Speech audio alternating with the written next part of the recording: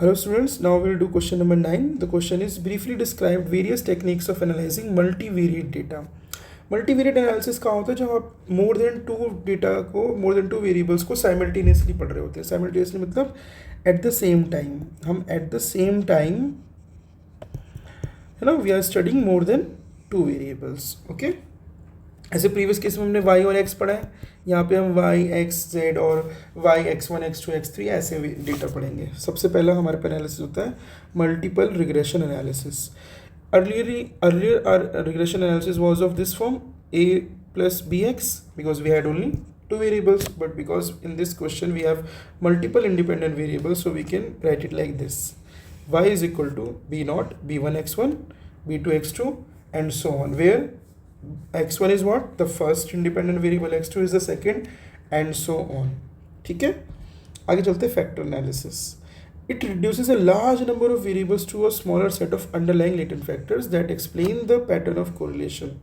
Basically इसमें क्या होगा कि हम लार्ज नंबर ऑफ वेरिएबल्स को कुछ मिनिमाइज कर लेंगे, मिनिमम फैक्टर्स को में रिड्यूस कर लेंगे. बेसिकली सपोज करो पर 10 वेरिएबल्स हैं, ठीक है, पर उन 10 वेरिएबल्स के अंदर जो कॉमन 5 चीज़ें हैं हम बेसिकली मिनिमम रिसोर्सेज के अंदर मैक्सिमम स्टडी करना चाहते हैं.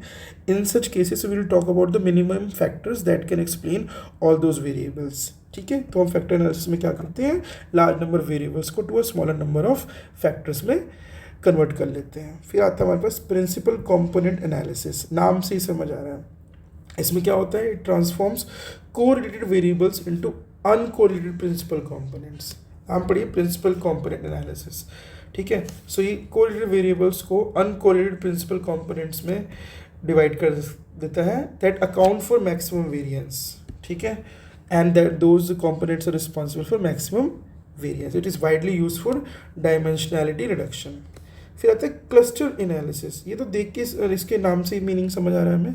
क्लस्टर एनालिसिस में क्या होता है, यहाँ पे आप ग्राफ को स्टडी करेंगे और आपके जो वेरिएबल्स की जो वैल्यूज़ हैं वो एक पर्टिकुलर लाइन के अराउंड ही क्लस्टर फॉर्म करती हैं. ठीक है, तो देखो आप पढ़ के देखते हैं. Group observations into clusters based on similarity so that objects within a cluster are more similar to each other. So basically जो वैल्यूज़ इस क्लस्टर के अंदर होंगे they will be closer to each other than those not in the same cluster. हो सकता है एक cluster यहाँ फॉर्म हो रहा हो तो ये वैल्यूज़ आपस में रिलेटेड होंगी, ये वैल्यू आपस में रिलेटेड होंगी. That is the cluster analysis. ठीक है, फिर आता है डिस्क्रिमिनेंट एनालिसिस. इसमें क्या होता है कि it is use to classify observations into predefined groups based on a set of predictor variables. So basically अगर हमारे पास डिपेंडेंट वेरिएबल कैटेगोरिकल है, मतलब कैटेगरी में डिवाइड कर सकते हैं हम उनको, तो हम डिस्क्रिमिनेंट एनालिसिस यूज़ करेंगे. ठीक है, when we want to really classify the observations into predefined groups. फिर आता है canonical correlation analysis. It studies the relationship between two sets of variables simultaneously, identifies linear combination of each set that are maximally correlated. इसमें क्या होता है, आप दो sets of variables को एक साथ पढ़ेंगे, ठीक है, और उनके बीच में लीनियर कॉम्बिनेशंस जरूर निकालेंगे दैट आर मैक्सिमली कोरिलेटेड, जिसमें मैक्सिमम कोरिलेशन आप कैलकुलेट कर सकते हैं. फिर आता है मेनोवा. आपने एनोवा सुना होगा, analysis of variance. MANOVA is the extension of ANOVA. यहाँ पे आप क्या करते हैं, आप एनोवा मेथड को मल्टीपल डिपेंडेंट वेरिएबल्स पे अप्लाई करते हैं. So MANOVA is nothing but extension of ANOVA, analysis of variance. ठीक है, फिर लास्ट होता है हमारे पास स्ट्रक्चरल इक्वेशन मॉडलिंग, SEM.